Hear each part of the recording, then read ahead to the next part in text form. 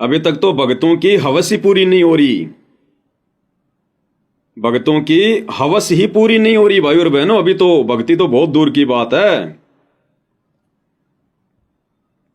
ये रिकॉर्डिंग सुनाता हूं आपको। एक भगत सतगुरु रामपाल जी का, मध्य प्रदेश का, फौज की नौकरी से सूबेदार से रिटायरमेंट होके आया। सूबेदार से जब आदमी रिटायरमेंट होके आता है तो उसकी सफेद मूंछ हो जाती है, सफेद, यानी वो तकरीबन 50 साल से ऊपर का हो जाता है, 50-55 साल का। और उसके बाद वो रमेणी करने की इच्छा जाहिर कर रहा, बुढ़ापे में रमेणी करने की। और किस प्रकार से ये आश्रम वाले फिर उनके आपस में संबंध स्थापित करवाते हैं। और देखना फिर किस प्रकार से हंस हंस के बातें की जा रही हैं। जो बिचौलिया है इनका, वो दोनों की बात करवा रहा है, और बीच में एक दूसरी लड़की है जो बात कर रही है। जब वो लड़की को इस बात का पता चला, क्योंकि वो कह रहा कि भगत जी सूबेदार से रिटायरमेंट है, खुद का मकान है, 40,000 रुपये पेंशन आती है, तो बीच में जो दूसरी जो बहन है हमारी, जो लड़की है इन आश्रमों से जुड़ी हुई, वो दांत निकाल निकाल के हंस रही है और कह रही है फिर तो मेरी करवा दे पहले। अगर इसके पास इतना पैसा है, इतनी पेंशन आ रही है, तो मेरी करवा दे इसे। ये भक्ति हो रही है भाई और बहनों, भड़वागिरी हो रही है, भड़वागिरी। सुनिएगा।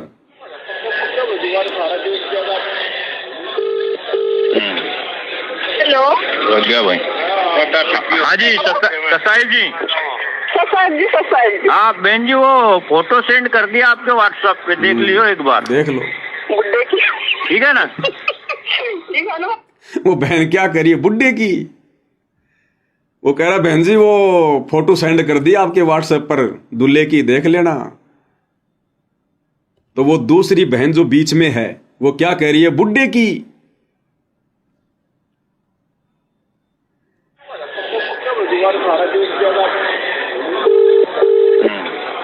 हेलो गया भाई। हाँ जी ससाइल जी। ससाइल जी। हाँ बहन जी, वो फोटो सेंड कर दिया आपके व्हाट्सएप पे, देख लियो एक बार। बुड्ढे की। ठीक है ना? ठीक है ना भगत जी? सही है ना? ठीक है। हाँ ना, हाँ ठीक है। ये भगत जी से बात करोगे क्या? दे ना। Hello hello. हाँ बात कर रहे क्या? एक मिनट थोड़ी आओ। ये भड़वागिरी हो रही है। Hello hello. हाँ जी ससाइल जी। ससाइल जी, ये बात कर लो थोड़ा, लो।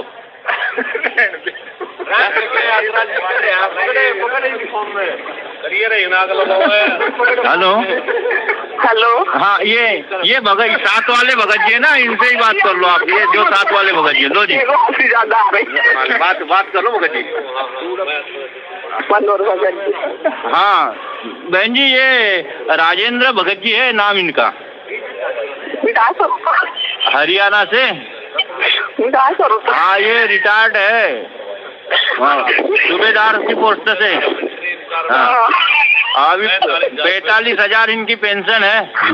अरे बाप रे, 45,000। ठीक है। और गांव में रहते हैं कोठी। वो बहन जी कह रही है कि मेरी करवा दे, 45,000 रुपये पेंशन आ रही है, तो वो दांत निकाल निकाल के कह रही है कि मेरी करवा दे। और आपस में कहते हैं हम गुरु भाई बहन हैं, और बढ़ुओं की तरह बात कर रहे, बढ़ुओं की तरह दांत निकाल निकाल के। ये परमात्मा के मिशन में सहयोग दे रहे हैं क्या? ये सत्संग सुनने जाते हैं या इस प्रकार की बातें करने जाते हैं? ये विषय वासना के अड्डे बन चुके हैं सतलोक आश्रम, विषय वासनाओं के अड्डे, काल के अड्डे। वो क्या कह रही है, बाप रे बाप 45,000 फिर तो मेरी करवा दे।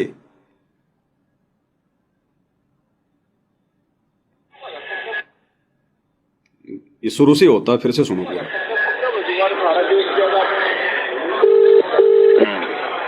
विचार कर लेना क्या भाई। हाँ जी ससाइल जी। ससाई जी। हाँ बहन जी, वो फोटो सेंड कर दिया आपके व्हाट्सएप पे, देख लियो एक बार। देखिए ठीक है ना? ठीक है ना भगत जी?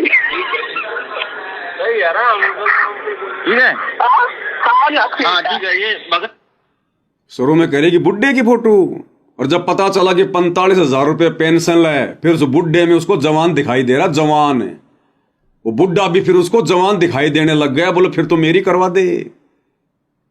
जी से बात करोगे क्या? दे ना। हेलो हेलो, हाँ बात कर रहे क्या? मिला तो बस अगला कोई। एक मिनट थोड़ी आओ।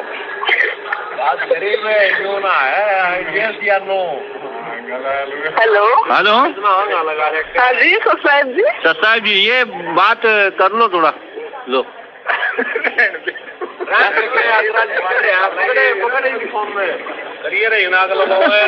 हेलो हेलो हाँ, ये भगत साथ वाले भगत जी है ना, इनसे ही बात कर लो आप। ये जो साथ वाले भगत जी, लो जी हंसी ज्यादा आ रही। बात कर लो भगत जी। मनोहर भगत जी। हाँ बहन जी, ये राजेंद्र भगत जी है नाम इनका, हरियाणा से। हाँ ये रिटायर्ड है, हाँ सूबेदार की पोस्ट से। हाँ अभी 45,000 इनकी पेंशन है। अरे बाप रे, 45,000। ठीक है, तो अमेरिका रहा। और गांव में रहते, कोठी अच्छी बनाई है, बेहतरीन। ठीक बेहतरीन है, कोठी। हाँ अभी चल रहा काम उसका। तो आप यदि मतलब यहाँ भोपाल कार्यक्रम में आते हो तो 17 तारीख को कर ले क्या इनको तैयार? कर लो ना यार, 17 तारीख को मेरी ट्रेनिंग कर देना। जी जी बहन जी, ठीक है बहन जी, सस्ता है। बुला रही हूँ 17 तारीख को मेरी कर देना। अब बताओ भाई और बहनों, भोपाल कार्यक्रम में आ रही हो तो इनको कर दे तैयार। उस बुड्ढे को तैयार कर रहे हैं रमेणी के लिए, और वो कह रही है कि मेरी कर देना। फिर तो अगर बेहतरीन कोठी है, 45,000 रुपये पेंशन आ रही है, फिर इसको बुड्ढे में जवान दिखाई देने लग गया। तो इन आश्रमों में इसलिए भाई और बहनों दास कहता है कि ये राजनीति के अड्डे, विषय वासनाओं के अड्डे, भड़वागिरी के अड्डे, भक्ति नाम की वहां पर बूंद भी नहीं है, बूंद भी। ये आपकी आंखों के सामने है, दास कोई पीछे से नहीं बोलता। इसलिए दास कह रहा है कि इन आश्रमों में जाने वाला सतगुरु रामपाल जी के निकट भी नहीं है, नजदीक भी। इसलिए दास इन रमेणियों को रामायण कहता है, रामायण। तो देखा किस प्रकार से अरहट के बैल की तरह एक दूसरे के साथ में बांध के और उन्हीं सामाजिक परंपराओं का निर्वाह करते हुए फिर तुमने छोड़ा क्या? गहना इन्होंने पहन रखा, सोना चांदी इन्होंने पहन रखा, सामाजिक जो परंपराएं तुम निभा रहे, फिर तुमने छोड़ा क्या? सिर्फ नाम रख लिया रमेणी, बाकी काम सारे रामायण वाले। और दिखाता हूं, देखो दूसरी आपको एक, ये देखो।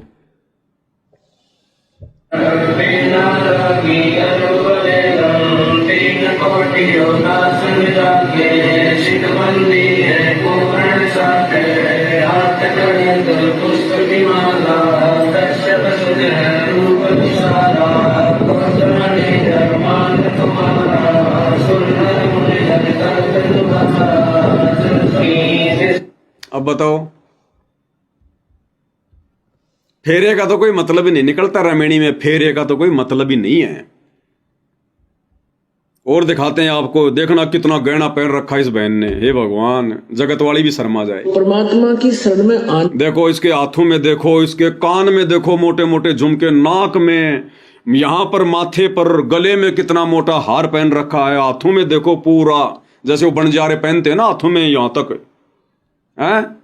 और इसका ब्लाउज देखो, गुरुदेव भगवान कहते हैं कि माता बहनों ने कोहनी से नीचे तक के पहनने चाहिए ब्लाउज वगैरह, जिनकी बाजू नीचे तक की हो। ये शादी का जोड़ा क्या छोड़ा इन लोगों ने? वही विवाह आज आप देख रहे हो, उस परमेश्वर की कृपा से परमात्मा ने हमारा ज्ञान हटा दिया।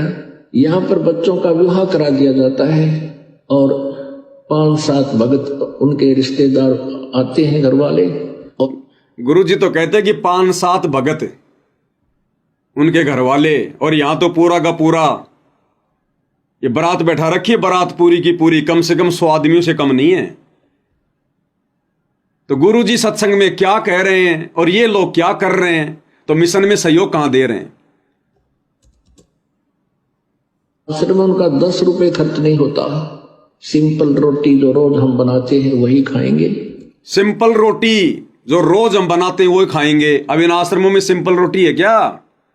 लड्डू, जलेबी, बर्फी, ये सिंपल रोटी में आता है। ये कहां मर्यादा है? कहां तुम्हारी रमणी सफल होगी? गुरुदेव ने एक सत्संग में बताया कि बच्चों, रमणी के दिन तो आपने जानबूझ के भी कोई मिठाई नहीं बनानी है। ज्यादा से ज्यादा खीर बना लो परमात्मा के भोग के लिए। हलवे का तो लगता ही है, थोड़ी सी खीर बना लो, और सब्जी पूड़ी या रोटी सब्जी, बिल्कुल सिंपल खाना। उस दिन तो जानबूझ के कुछ नहीं बनाना चाहिए, वरना फिर यह परंपरा पड़ जाती है। और क्या करे परमात्मा? 5-7 भगत, घर वाले, परिवार वाले, बस, इससे ज्यादा नहीं। क्या कह रहे हैं ध्यान से सुन लो। और 5-7 भगत उनके रिश्तेदार आते हैं, घर वाले, और यहाँ आश्रम में उनका 10 रुपए खर्च नहीं होता। सिंपल रोटी जो रोज हम बनाते हैं वही खाएंगे। ये ड्रामाबाजी हमने नहीं करनी। बच्चों का सहयोग परमात्मा जोड़ता है। हमारे देखो ये बारात बैठी है पूरी, ये 5-7 भगत हैं क्या? अरे 100 से कम नहीं है, 100 से कम। ऐसे गुरुदेव की मर्यादा तोड़ी जा रही है। फिर कहां तुम वचन निभा रहे हो भाई? सिर्फ नाम नाम के भगत हैं, नाम नाम के। रमणी केवल नाम की रह गई। अरे परमात्मा इस बारात को ही तो समाप्त करना चाहते हैं। ये फालतू का दहेज, दिखावा। अब जिसने अपनी बेटी को इतना सोना पहन के, इतनी चांदी पहना के, इतने गहने पहना के रमणी में बैठा रखा है, वो 2 दिन बाद में दहेज नहीं देगा क्या? वो दहेज का ट्रक नहीं भेजेगा क्या? और इतना सोना अपनी बेटी को देकर बैठाना, ये भी तो दहेज ही है। और गुरु जी कहते हैं 5-7 व्यक्ति, और यहां तो सैकड़ों की संख्या में बैठे हैं। ये तो अंदर का दृश्य है, बाहर तो और हैं। इसलिए रमणी नहीं, रामायण है। अभी 90% भगत भगत की श्रेणी में नहीं है, सतगुरु के शिष्य कहलाने के लायक नहीं है। केवल नाम नाम के भगत हैं, नाम नाम के। उनके कर्म जगत से भी ज्यादा बिगड़े हुए हैं। से विवाह नहीं होता। भाई साहब ने स्पेशल देखो सूट सिला रखा है, और गुरु जी कहते हैं जैसे कपड़े हम प्रतिदिन पहनते हैं वही कपड़े पहनो। अगर गुरु को खुश करना है तो, अगर समाज को खुश करना है तो फिर ताए तुम जो मर्जी करो भाई, फिर तो हाथी पे बैठ के जाओ चाहे। एक और दिखाता हूं आपको, देखना इस बहन का मेकअप कैसे चमक रहा है। इसका चेहरा देखना, गाल वगैरह, वो टिमकियां ऐसी चमक रही है वो मेकअप वाली, वो सितारे से। दर्शकों को बताइए कि आपने जो दहेज मुक्त विवाह करने का फैसला लिया है, ये क्यों लिया है? जो अभी आप देख रहे हो विवाह हुआ है हमारा, हम लोगों ने 1 भी रुपए का लेन देन नहीं किया हमारे मम्मी पापा ने, ठीक है। और हम लोग बहुत खुश भी हैं शादी से, कि हमारी खुशी हो रही है। जैसे कि लोगों के आडंबर होते हैं जगत में, शादियां करते हैं, दहेज लेना देना, फिर उसके बाद भी लड़कियां सेफ नहीं होती हैं। तो हम संत रामपाल जी महाराज जी ने जो एक बीड़ा उठाया है ना, कि मतलब समाज सुधार करने का, तो उसमें हम लोग उनके अनुयायी हैं, हम लोग उसमें पूरा सहयोग दे रहे हैं। आप खुश हैं इस विवाह से? बहुत ज्यादा खुशी, क्योंकि इसमें सारी टेंशन ही खत्म कर दी परमात्मा ने। टेंशन होती है, एक पिता होता है, समझ लो। और चेहरे पे वो टिमकियां चमक रही, वो मेकअप वाले, वो दाने दाने दाने दाने से। और ये स्पेशल जोड़ा पहन रखा इसने शादी का, स्पेशल शादी का जोड़ा। इसको पूछो क्या तू प्रतिदिन यही कपड़े पहनती है क्या? क्या शादी से पहले भी तू रोजाना यही कपड़े पहनती थी क्या? बोलेगी नहीं। तो फिर आज क्यों पहना तूने? गुरुजी तो मना करते हैं कि प्रतिदिन जो कपड़े पहनते वही पहनो। नाक में सोना पहन रखा है। भैया जहर का चाहे एक बूंद खा लो, चाहे बोतल पी लो, जहर जहर ही होता है, वही काम करेगा। तो मर्यादा चाहे इतनी सी तोड़ दो, चाहे ढेर सारी तोड़ दो, बात एक ही है। तो कहां सतगुरु की मर्यादा निभाई जा रही है भाई और बहनों? रमेणी तो केवल नाम रह गया रमेणी का, बाकी सब आडंबर, पाखंड, दिखावा।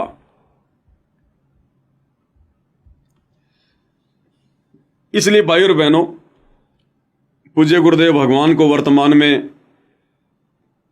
ये इतना संघर्ष करना पड़ रहा है क्योंकि उनके बच्चे उनका सहयोग नहीं कर रहे, उनके भगत उनका सहयोग नहीं कर रहे। जिस विधि से गुरुदेव ने भक्ति मार्ग पर चलने की आज्ञा दी थी उस विधि से नहीं चल रहे हैं। इसलिए आप और हम सत्सेवक भाई बहनों के पास में बहुत अच्छा मौका है, बहुत जबरदस्त मौका है गुरुदेव के चरणों में जगह बनाने का, गुरुदेव के हृदय में समाने का। क्योंकि वर्तमान में सत्सेवकों के अलावा धरती पर कोई भी नहीं है जो गुरु भगवान की मर्यादाओं के अनुसार जो भक्ति कर रहा हो, जो उनके वचनों पे चल रहा हो। और जो उनके वचनों पे नहीं चलता, उनकी मर्यादाओं में रह के भक्ति नहीं करता, गुरु उनकी तरफ ध्यान देना छोड़ देता है। तो वर्तमान में भाई और बहनों बहुत ही जबरदस्त मौका हम सत्सेवकों के पास में गुरुदेव भगवान की नजरों में आने का। और यदि इस भगवान की हम नजरों में आ गए भाई और बहनों, इस भगवान ने यदि एक नजर भी हम पे डाल दी अपनी मेहर की, अपने प्यार की, हमारा तो बेड़ा पार हो जाएगा, बेड़ा पार। तो कौन होगी ऐसी मूर्ख आत्मा जो ऐसा मौका चूकेगी। इसलिए हम सत्सेवक भाई बहनों ने बहुत ही सिंपल तरीके से रमेणी होनी है, परमात्मा ने संस्कार जोड़ दिया तो होगी। वैसे तो दास इसके ऊपर बहुत सारे वीडियो बना चुका है, वैसे तो अपना सत्यानाश करवाना है, अपने जीवन का बेड़ा गर्क करवाना है, रमेणी करवाना। अगर ज्ञान समझ में आ गया है तो अपना बेड़ा गर्क करवाना है। अरे काल को इसीलिए तो परमात्मा ने सतलोक से धक्के मारे थे। अगर वो ये कर्म करने की ना सोचता दुर्गा के साथ में तो 21 ब्रह्मांड लेकर वहीं राज करता सतलोक में, वहीं पर परमात्मा बाहर नहीं निकालते। लेकिन ये विषय वासना, शारीरिक संबंध, इसके चक्कर में पड़कर तो उसने अपनी ऐसी तैसी करवा ली और साथ में आप और हमने करवा ली। इस कर्म को तो गुरुदेव ने सबसे गंदा कर्म बताया, सबसे गंदा। तो ये तो भगत के भक्ति मार्ग में सबसे बाधक है, सबसे बड़ी बाधा है। ये ज्ञान होने के बाद, ये भक्ति समझ में आने के बाद हम फिर उसी दिशा में बढ़ रहे हैं। फर्क इतना है, उन्होंने जबरदस्ती करी, हम प्यार प्रेम से कर रहे हैं। फर्क इतना ही है। अरे जहर को चाहे जबरदस्ती खा लो, चाहे प्यार प्रेम से खा लो, जहर तो वही करेगा जो उसका गुण है। और मालिक कह रहे हैं कि आग पराई अपनी हाथ दिए जल जाए और नारी पराई अपनी भोगे सब कुछ जाए।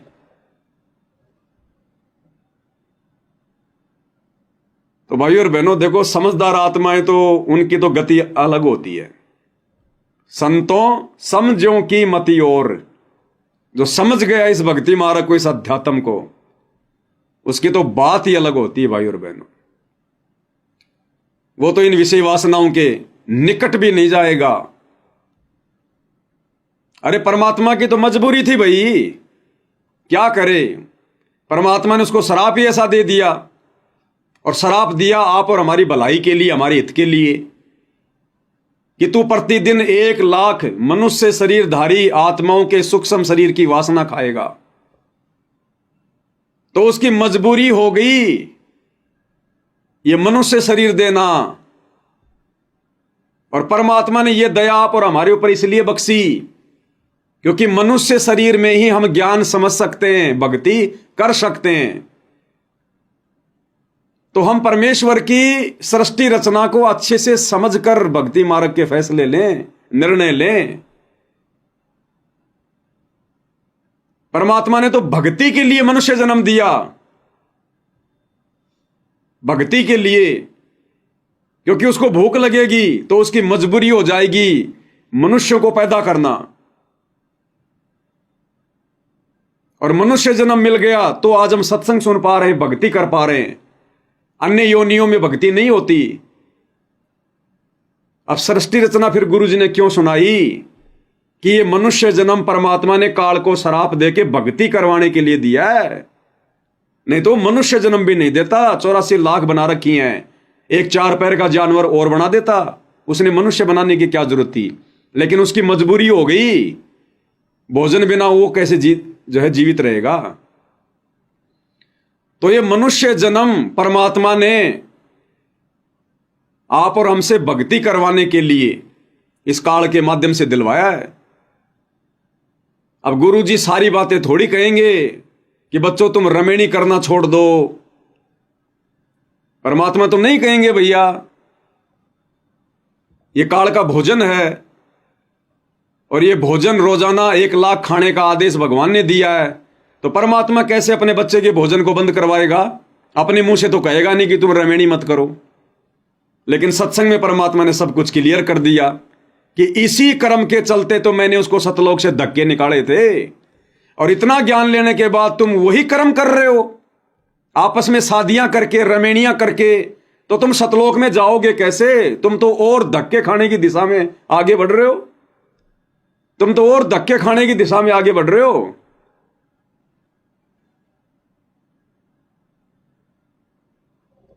लेकिन फिर भी भाई और बहनों, अगर बच्चे नहीं मानते हैं तो फिर माता पिता की मजबूरी बन जाती है। तो ठीक है भाई, जिम्मेदारी तो मां बाप ने निभानी पड़ेगी अपनी, लेकिन उस जिम्मेदारी को निभाते समय अपनी मर्यादाओं को विशेष ध्यान में रखना है। विशेष तौर पर अपनी मर्यादा नहीं टूटने देनी बिल्कुल भी। लड़के वाले ने लड़की वाली से, लड़की वाले ने लड़के वाले से पहले क्लियर कर लेना है। चाहे जगत में करो चाहे भक्ति मार्ग में करो, अपनी मर्यादाओं को पहले आगे रख दो कि साहब आप फिर एंड टाइम पे ड्रामा करोगे, पाखंड करोगे, हमें बिल्कुल भी पसंद नहीं होगा। ये हमारी मर्यादा है, हमारे गुरुदेव भगवान की मर्यादा है। इस प्रकार से हम आपकी बच्ची को लेकर जाएंगे। ना कोई आडंबर, ना कोई पाखंड, ना फालतू का कोई मिठाई चटाई, ना विशेष कोई व्यंजन, ना कोई ड्रामेबाजी, ना कोई गहना गाठी दिखावा मेकअप, कुछ नहीं। ना फालतू की बारात इकट्ठा करना। यहां पर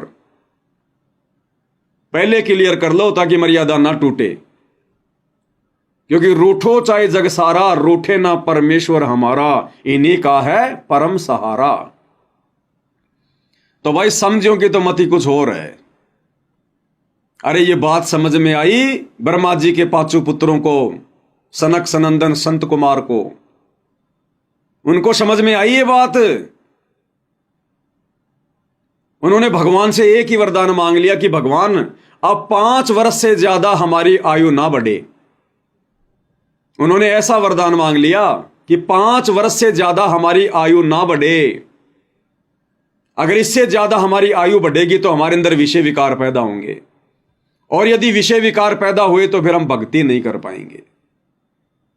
तो उनको समझ में आई, लेकिन उनको वो मार्ग नहीं मिला जो मार्ग परमात्मा ने आप और हमारे को दे दिया, और हमें मार्ग मिल गया तो ये बात समझ में नहीं आ रही।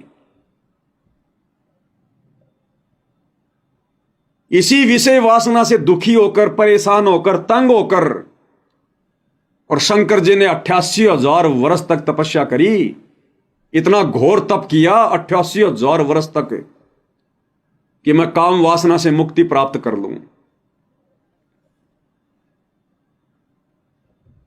तो भाई और बहनों समझो कि तो मती कुछ और है। ये तो अपने पैरों में बेड़ियां डालना, बेड़ियां बेड़ियां, और हम लोग खुश होके कर रहे हैं, खुश होके। फिर हम क्या भक्ति कर रहे हैं। मटके में तो छेद कर लिया हमने। एक तरफ तो मटके में पानी डाल रहे हैं और फिर खुशी खुशी मटके में नीचे छेद कर रहे हैं। तो बताओ हमसे बड़ा कोई मूर्ख होगा? उस आदमी से बढ़कर कोई मूर्ख है?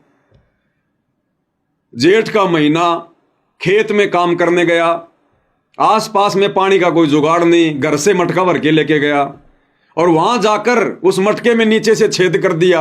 आप क्या कहोगे उस आदमी को?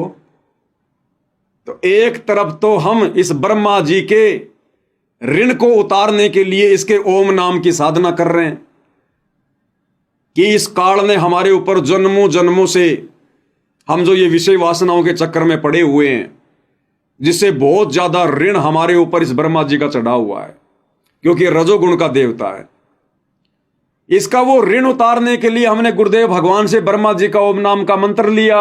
एक तरफ तो हम दिन रात ब्रह्मा जी के ओम नाम की साधना कर रहे हैं कि मेरा कर्जा उतरे, मेरा कर्जा उतरे, मेरा कर्जा उतरे, और दूसरी तरफ रमेणी करके, शादी करके हम फिर से ब्रह्मा जी का कर्जा चढ़ा रहे हैं। तो बताओ हमारा कर्जा कैसे उतरेगा भाई और बहनों? कर्जा तो उसी समय उतरेगा कि खर्चा कम और कमाई ज्यादा, खर्चा कम कमाई ज्यादा। तो हालांकि दास इन बातों पर बहुत ज्यादा डिस्कस पहले कर चुका है। ज्यादा डिस्कस करते हैं तो बहुत सारे भाई बहन मेरे से नाराज हो जाते हैं बहुत सारे नाराज हो जाते हैं। लेकिन भैया देखो, सच तो सच ही है। हकीकत बताने के लिए तो भगवान ने ड्यूटी लगाई है। जीव लाख बार नाराज हो जाए कोई दिक्कत नहीं है, लेकिन ये परमात्मा अगर एक बार नाराज हो गया ना तो बात बहुत ज्यादा बिगड़ जाएगी।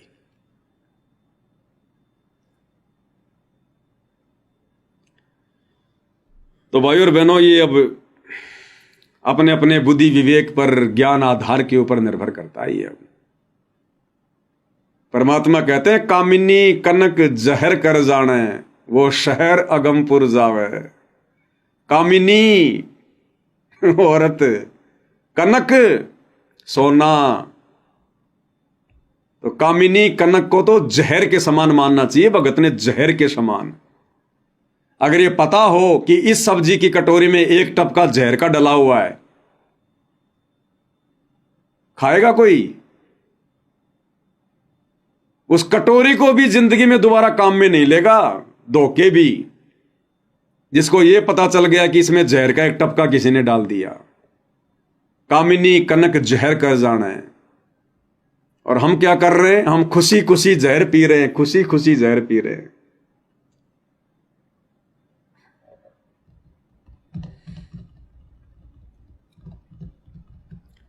तो भाई और बहनों, फिर भी अगर माता पिता की मजबूरी है, बच्चे नहीं मानते हैं, देखो इसमें बहुत सारी बातें हैं।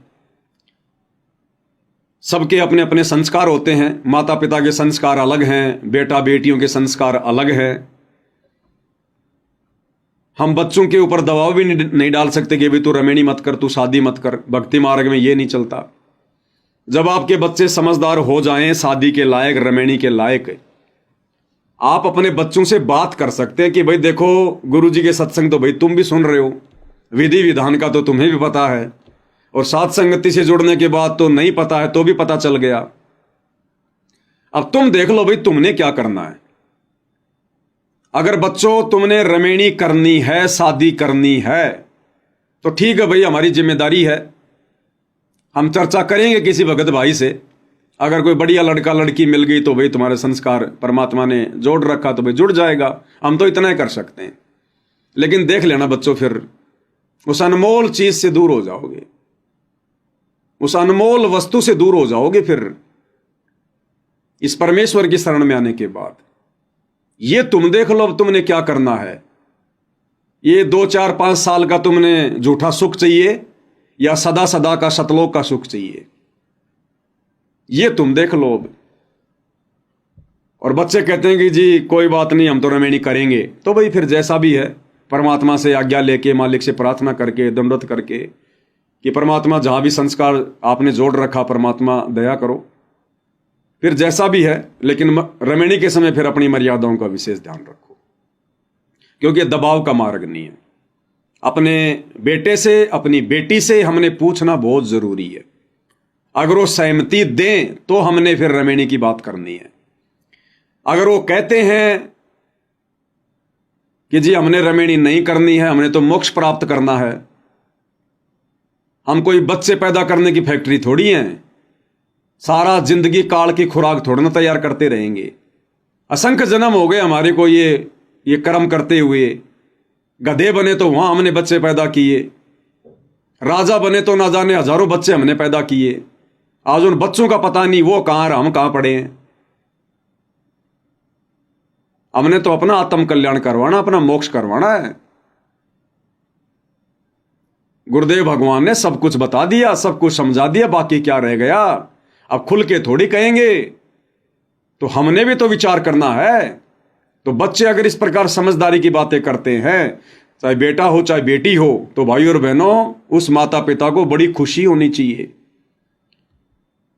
बड़ी खुशी होनी चाहिए कि उनके बेटा बेटी के समान धरती पर कोई पुण्य आत्मा नहीं है जो इस युवा अवस्था में इस प्रकार का फैसला अपने आत्म कल्याण के लिए ले रहे हैं। और रहो फिर माता पिता के घर में, वो लड़की कोई बोझ थोड़ी है। अरे वो लड़की, वो बेटी जो शादी नहीं करना चाहती, भक्ति करके अपना आत्म कल्याण जो है वो करवाना चाहती है, उसके जैसी पुण्य आत्मा तो धरती पर कोई नहीं होगी, धरती पर। और रहे अपने बाप के घर में, अरे लड़के की शादी करके लाओगे तब भी तो एक लड़की आएगी, वो भी तो घर में रहेगी। तो हमारे घर में भी तो हमारी लड़की है, हमारी बेटी है। अरे अपने लड़के की शादी करोगे तो घर में एक लड़की आएगी ना, वो भी तो रहेगी उस घर में। और वो बेटी जो आपके घर में रह रही है, जो शादी नहीं करना चाह रही, रहो अपने बाप के घर में। और आने वाला समय तो भाई और बहनों वैसा आने वाला 2028 के बाद, उन आत्माओं को, उन बेटे बेटियों को विशेष पुण्यकर्मी आत्माओं की दृष्टि से देखा जाएगा, विशेष परमेश्वर के हंसों की दृष्टि से। जो बेटा बेटी शादी नहीं किया करेंगे, केवल परमात्मा की भक्ति में अपना जीवन समर्पित कर देंगे। गरीबदास जी की 2 लड़कियां, दोनों ने मना कर दिया कि पिताजी हम शादी नहीं करेंगे, अपना आत्म कल्याण करवाएंगे। कमाली शादी नहीं करी, पिताजी आत्म कल्याण कराऊंगी। राबिया अपने माता पिता को मना कर दिया कि मैं शादी नहीं करवाऊंगी, अपना आत्म कल्याण कराऊंगी। मजबूरी में अंत में उसने शादी करनी पड़ी, लेकिन शादी करने के बाद अपने पति से कह दिया शारीरिक संबंध नहीं बनाऊंगी। अगर आप मेरे साथ भाई बहन का रिश्ता रखोगे तो ठीक है, नहीं तो मैं आत्महत्या कर लूंगी अगर जबरदस्ती करोगे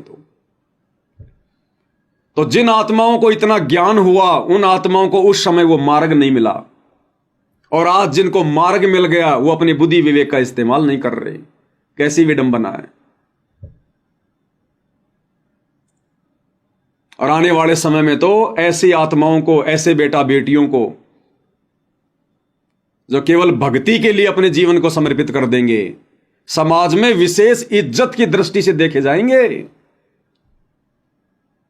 अरे लड़के भी तो शादी नहीं करते, बहुत सारे लड़के शादी नहीं करते और अपने माता पिता के घर में रहते हैं, उनको समाज क्यों कुछ नहीं कहता। और बेटी कोई शादी नहीं करती है तो समाज उसको गंदी नजर से देखता है। तो अब यह समाज डिसमिस होने वाला है। ये गंदी नजर से देखने वाला समाज, छोटी सोच रखने वाला समाज, ज्ञानहीन समाज, ये युग परिवर्तन के समय में या तो सुधर जाएगा, अपनी नजर को सही कर लेगा, या परमात्मा इनकी नजरें बदल देगा। फिर गधे कुत्ते की नजरें लगेंगी इनको आने वाले समय में। और इस धरती पर 2028 के बाद केवल धर्मी आत्माएं, पुण्यकर्मी आत्मा रहेंगी। एक दूसरे को बहन की दृष्टि से देखेंगे, भाई की दृष्टि से देखेंगे। वो समय आने वाला है। इसलिए वर्तमान वाले थोड़ा सा बुद्धि विवेक का इस्तेमाल कर लो। परमात्मा कहते हैं ये आवन जान बखेड़ा, या कौन बसावे खेड़ा, कि नालायको तुम्हारे गांव के गांव बस रहे हैं जो तुम पहले जो है पैदा करके आ गए। आज तो तुम मनुष्य योनि में, और क्या पता पिछले जन्म में तुम जो है गधे थे, और तुमने कितने बच्चे पैदा कर रखे, वो किसी कुम्हार के नीचे तुम्हारे पोता पोती बेचारे वजन ढो रहे, वो तुम्हारे पैदा किए हुए। और ऐसे तुम वर्तमान में काल की खुराक पैदा करके मर जाओगे। तो भाई और बहनों, ये मनुष्य जन्म बच्चे पैदा करने की फैक्ट्री नहीं है। ये तो जब तक हमें ज्ञान नहीं होता तब तक हम इस काल के चक्कर में पड़कर इसकी खुराक तैयार करते रहते हैं। भगवान ने आकर अब ऐसा निर्मल ज्ञान दे दिया, लेकिन भाई ये अपने अपने बुद्धि विवेक पर है। गुरुदेव भगवान इस विषय पर ज्यादा जोर देकर नहीं कहेंगे। थोड़ा बहुत जोर परमात्मा ने दास से दिलवाना था, दास समय समय पर देता रहता है। कोई माने ना माने, ये उसके अपने संस्कार पर, अपने बुद्धि विवेक के ऊपर है। तो भाई और बहनों, बहुत सारी बातें जिन पर हम लोग साथ संगति के अभाव में दृढ़ता से विचार नहीं कर रहे थे, चिंतन मनन नहीं कर रहे थे, गुरुदेव के सत्संगों को जोर देकर सुनने और समझने का प्रयास नहीं कर रहे थे, इसलिए परमेश्वर ने 2014 बरवाला कांड के बाद हमारी बौद्धिक स्थिति को देखकर कि ये नालायक तो इस कान से सुनते हैं, इस कान से निकाल देते हैं, कोई चिंतन मनन ही नहीं कर रहा, कोई मेरे मिशन को ही नहीं समझ रहा, मेरे मकसद को नहीं समझ रहा। इसलिए परमात्मा ने फिर ये सत्संगतियां शुरू करवाई, ताकि हम थोड़ा बुद्धि पर जोर देकर गुरुदेव के सत्संग सुने और विचार करें। और ये अनमोल समय जो वर्तमान में गुरुदेव ने हमारे ऊपर बख्शा हुआ है, हम इसका भरपूर फायदा उठाएं, अपना आत्म कल्याण करवा लें। अगर नहीं हुआ तो मनुष्य जन्म में तो हम क्या शारीरिक संबंध बनाएंगे, अगले जन्मों में ऐसे ऐसे जानवरों का, पक्षियों का जन्म मिलेगा जो दिन में कई कई बार शारीरिक संबंध बनाते हैं, कई कई बार। फिर यही करना बाद में, और करना क्या है, अगले मुंह से खाना और पिछले मुंह से निकालना। आज जानवर क्या करता है, सारा दिन घास खाता रहेगा, पीछे से गोबर करता रहेगा और विषय वासनाएं करता रहेगा, और काम क्या उसको, नौकरी उसको नहीं करनी, मकान उसको नहीं बनाना, बच्चों को उसने नहीं पढ़ाना, कपड़े की उसको चिंता नहीं, सोने की उसको चिंता नहीं, उसको चिंता क्या है, सिर्फ खाने की और विषय वासनाओं की। तो ये मनुष्य जन्म भाई और बहनों, परमात्मा ने हमें जिन 2 लाइनों में समझाया है ना, वो 2 लाइन इतनी आसान नहीं है कि मानव जन्म दुर्लभ है, ये मिले ना बारंबार, तरवर से पत्ता टूट पड़ा भौर न लगता डार। बस हमने तो 2 लाइनें सुन ली और बस आगे बढ़ लिए। इन 2 लाइनों के जिस दिन अर्थ को समझ जाएंगे ना कि मनुष्य जन्म क्यों दुर्लभ है, कैसे दुर्लभ है और क्यों बार बार नहीं मिलता, उसके बाद भाई और बहनों हम कांटे की तरह सूख जाएंगे, कांटे की तरह। डर लगेगा यूं सतगुरु के दरबार में मेरे थर थर कांपे दे, और ना जाने किसी बात पर हमारा बिगड़ ना जावे दे। तो काल ने वो प्रेम, वो प्यार अपने बाप से विषय वासनाओं के चक्कर में आके बिगाड़ लिया था। और आज हम क्या करने जा रहे हैं, विषय वासनाओं के चक्कर में पड़कर परमात्मा से प्रेम बढ़ाने जा रहे हैं या फिर काल की तरह बिगाड़ने जा रहे हैं। ये भाई अपने अपने बौद्धिक स्तर से विचार कर देना। तो भाई और बहनों, आज की सत्संगति में गुरुदेव भगवान के आशीर्वाद से केवल इतना ही। आगे परमेश्वर की रजा होगी, दया होगी, तो फिर से सभी भाई बहनों के सामने परमेश्वर की महिमा में उपस्थित होंगे। तब तक गुरुदेव भगवान हम सबको आज्ञा दे, आशीर्वाद दे, हमारा मार्गदर्शन करे, हमें सद्बुद्धि दे परमात्मा। बंदी छोड़ सतगुरु रामपाल जी परमेश्वर जी की जय हो।